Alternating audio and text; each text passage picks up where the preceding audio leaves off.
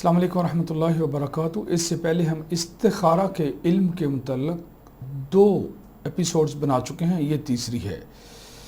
استخارہ کرنا سنت ہے اور اس کا جو طریقہ کار ہے وہ بھی سنت کے مطابق ہونا چاہیے۔ میں نے اس سے پہلے بتایا ہے کہ استخارہ 2 رکعت نماز پڑھنے کا نام ہے، اور اس کے بعد 2 رکعت نماز پڑھنے کے بعد جو دعائے استخارہ ہے وہ پڑھنے کا نام ہے، اور اس میں اپنی حاجت، اپنی ضرورت، اپنی جو اپلیکیشن ہے، جو اپنی ضرورت ہے وہ رب کے سامنے سبمٹ کرنے کا نام استخارہ ہے۔ اور استخارہ بندے اور رب کے درمیان میں ایک انتہائی خوبصورت ہاٹ لائن ہے۔ جن لوگوں نے استخارے کی تقسیم کو اور اس کے انداز کو اپنے طریقے کے مطابق ڈھالا ہوا ہے، جیسے کہ کئی لوگ استخارہ تسبیح پر کرتے ہیں، کئی لوگ استخارہ قرآن پر کرتے ہیں، کئی لوگ استخارہ تو کرتے ہیں دعا کا، لیکن وہ 2 رکعت نماز کے ساتھ اسے اٹیچ نہیں کرتے۔ یہ سب چیزیں استخارہ نہیں ہیں، یہ بدعت ہیں، یہ جائز نہیں ہیں۔ استخارہ وہی جو رسول اللہ نے کیا، استخارہ وہی جو صحابہ کرام نے کیا۔ اب آگے ایک اور چیز ہے جس میں ہم انوالو ہیں، اور وہ یہ ہے کہ استخارہ کسی کے لیے ہو سکتا ہے، جیسے کوئی انسان اپنے کسی دوست کے لیے کرے، اپنے کسی دوسرے بزنس مین کے لیے کرے، یا کسی بھی تیسرے فرد کے لیے کرے۔ اور یہ جو ٹی وی پر چل رہا ہے استخارے، یہ ایک فراڈ کا نام ہے، واللہ ایک فراڈ کا نام ہے، کیونکہ استخارے کا کوئی تعلق نہیں ہے کہ کوئی کسی کا نام جانے، اس کی والدہ کا نام جانے، اس کے والد کا نام جانے، اس کی ڈیٹ آف برتھ جانے، اس سے تو کوئی تعلق نہیں ہے استخارے کا۔ اس لیے استخارے کے اندر جو الفاظ ہیں وہ اپنی طرف لوٹتے ہیں، کسی دوسرے کی طرف تو لوٹتے نہیں ہیں۔ اگر کوئی کسی کے لیے استخارہ کرے گا تو وہ تو معنی ہی سارے خراب ہو جائیں گے جو دعا کے اندر ہیں۔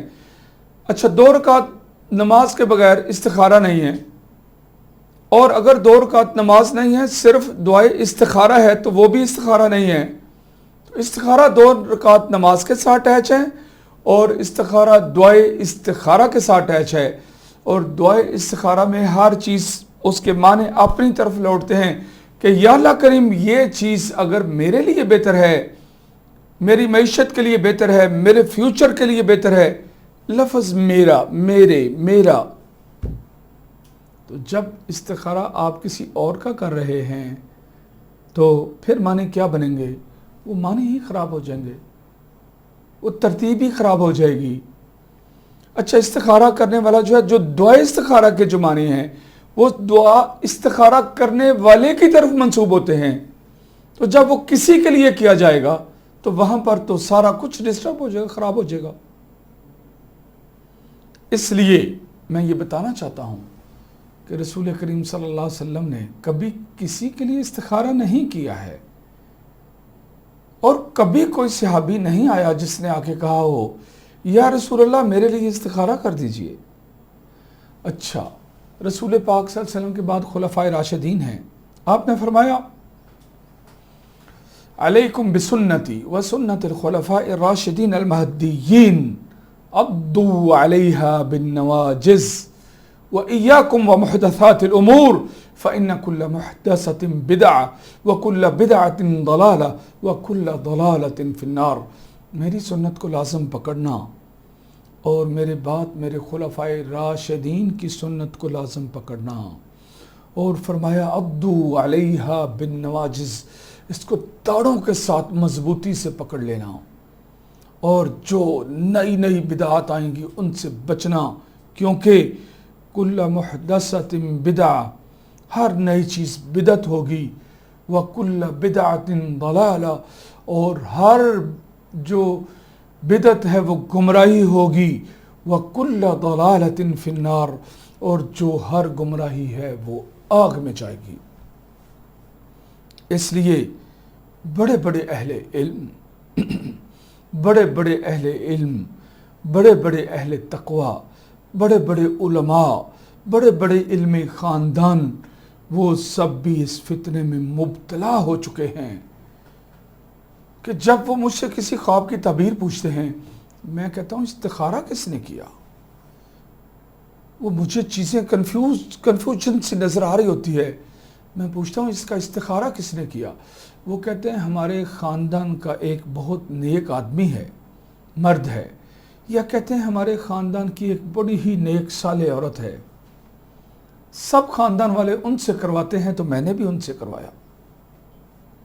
اللہ کے بندو، کیا رسول پاک صلی اللہ علیہ وسلم سے زیادہ بھی کوئی نیک تھا؟ کیا آپ صلی اللہ علیہ وسلم سے زیادہ بھی کوئی اللہ کے قریب تھا؟ کیا رسول کریم صلی اللہ علیہ وسلم سے زیادہ بھی کوئی عبادت گزار تھا؟ کیا رسول کریم صلی اللہ علیہ وسلم سے زیادہ بھی کوئی اللہ کا شکر ادا کرنے والا تھا؟ پوری زمین پر سب سے زیادہ اللہ کے قریب جو تھے وہ حضرت محمد صلی اللہ علیہ وسلم تھے۔ پوری زمین پر سب سے زیادہ جو عبادت گزار تھے اللہ کے، وہ رسول پاک تھے۔ فداہ ابی و امی، ان پر میرا مال، میری جان، میرے والدین، میرا سب کچھ قربان ہو۔ جب ان سے کسی نے نہیں کروایا استخارہ، یا انہوں نے کسی کا استخارہ نہیں کیا، تو ہم سب یہ کیا کر رہے ہیں؟ پھر ہم یہ کیا کر رہے ہیں؟ یہ استخارہ نہیں۔ آپ لوگ دیکھتے نہیں ہو کہ کبھی کبھی ایک انسان استخارہ کرتا ہے اپنی بیٹی کی شادی کے لیے، 3 مہینے بعد طلاق ہوئی ہوتی ہے۔ کیا تھا؟ ہمارے ایک تعلق والے ہیں، انہوں نے کوئی پراپرٹی خریدی ہے، اور جو استخارہ کیا وہ کہتے ہیں میں نے تسبیح پر کیا، اور دوسرا طریقہ میں نے اپنایا کہ میں نے قرآن پر ہاتھ رکھ کے استخارہ کیا۔ کہاں سے یہ نئی نئی بدعات آ رہی ہیں، اور اس کے بعد اس پراپرٹی کے سارے معاملات ڈسٹرب ہو گئے اور لاکھوں کا نقصان ہوا۔ اگر آپ چاہتے ہو کہ آپ کی خیر ہو، اگر آپ چاہتے ہیں کہ آپ کی بھلائی ہو، اگر آپ چاہتے ہیں کہ اللہ آپ لوگوں کو نقصان سے بچا لے، تو اس استخارے کی طرف آئیں جو استخارہ کہلاتا ہے، جو رسول پاک صلی اللہ علیہ وسلم نے کیا ہے، جو رسول کریم صلی اللہ علیہ وسلم اسی انداز میں صحابہ کرام کو سکھایا ہے۔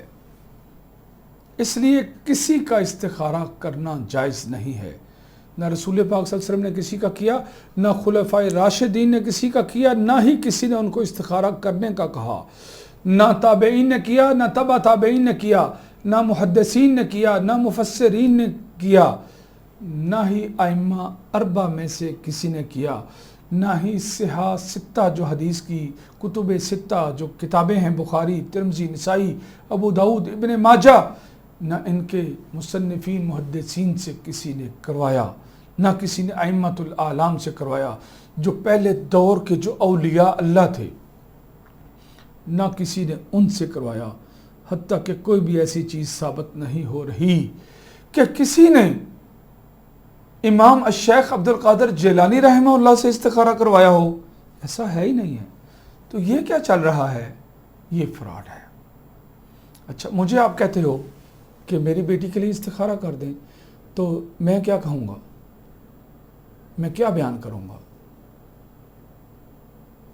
اس میں یہ ہے کہ فرض کریں کہ حمزہ نے مجھے کہا کہ میری بیٹی کی شادی کا استخارہ کر دیں، تو میں کیا کہوں گا کہ اللہ حمزہ کی بیٹی کی شادی فلاں جگہ پر کرنا، یہ ہے جو اس نے میری ذمہ داری لگائی۔ آگے کیا ہے دعا میں؟ خیر لی فی دینی و معاشی و عاقبت امری۔ اللہ، اگر یہ میرے لیے بہتر ہے، شادی کی بات، استخارے کی بات ہو رہی ہے حمزہ کی بیٹی کی، آگے حدیث کے الفاظ کیا ہیں؟ اگر یہ میرے لیے بہتر ہے، حمزہ میرا جاننے والا ہے، حمزہ کی بیٹی کی شادی فلان جگہ پر کرنا اگر میرے لیے بہتر ہے، میرے دین کے لیے بہتر ہے، میری معیشت کے لیے بہتر ہے، میرے فیوچر کے لیے بہتر ہے، تو سارے معنی ڈسٹرب ہو گئے۔ لیکن یہاں پر گنجائش موجود ہے کہ ماں اپنی بیٹی کے لیے کر سکے گی، اپنے بیٹے کے لیے، باپ اپنے بیٹے کے کاروبار کے لیے، یا اللہ میرا بیٹا فلاں کاروبار کرنا چاہتا ہے، فلاں دکان خریدنا چاہتا ہے، وہ فلاں مکان خریدنا چاہتا ہے، اگر یہ میرے بیٹے کے لیے، اور اس کے مفادات اور باپ کے مفادات چونکہ ایک ہوتے ہیں، اس لیے والدین کر سکتے ہیں۔ اور اولاد کسی چیز کے بارے میں اپنے والدین کے لیے کر سکتی ہے، اللہ میں اپنے والد کا فلاں ہاسپٹل سے ٹریٹمنٹ کروانا چاہتی ہوں، اگر یہ میرے لیے بہتر ہے، میرے مستقبل کے لیے، میری معیشت کے لیے، میرے سب کچھ، تو وہ ہو سکتا ہے، کیونکہ وہ آپ کے اپنے باپ کے لیے، کیونکہ آپ کے باپ کے اور آپ کے نفع اور نقصان ایک ہیں۔ اس لیے میرے بھائیوں، معزز خواتین و حضرات، استخارہ کسی کے لیے کرنا جائز نہیں ہے اسلام کے اندر۔ اپنے طور پر تو جو آپ کا دل کرے آپ کر سکتے ہیں، لیکن کیا اس کا کوئی فائدہ ہوگا؟ نہیں ہوگا۔ کیوں نہیں ہوگا؟ جیسے اللہ نے فرمایا، رسول اللہ نے فرمایا کہ جب بکرا ذبح کرو، ذبیحہ حلال کرو، تو اس پر تکبیر پڑھو۔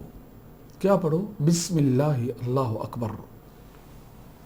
اچھا، آپ لوگوں نے دیکھا کہ سورۃ فاتحہ کی بڑی فضیلت ہے، آپ لوگوں نے سنا آیت الکرسی کی بہت فضیلت ہے، آپ نے سنا قرآن پاک میں سورۃ یاسین کی بڑی زبردست فضیلت ہے، آپ نے سنا سارا قرآن شفا ہے، آپ نے بسم اللہ اللہ اکبر نہیں پڑھا، اس کی جگہ پر فاتحہ بھی پڑھ دی، آیت الکرسی بھی پڑھ دی، سورۃ یاسین بھی پڑھ دی، پورا قرآن بھی پڑھ دیا، لیکن بسم اللہ اللہ اکبر نہ پڑھا۔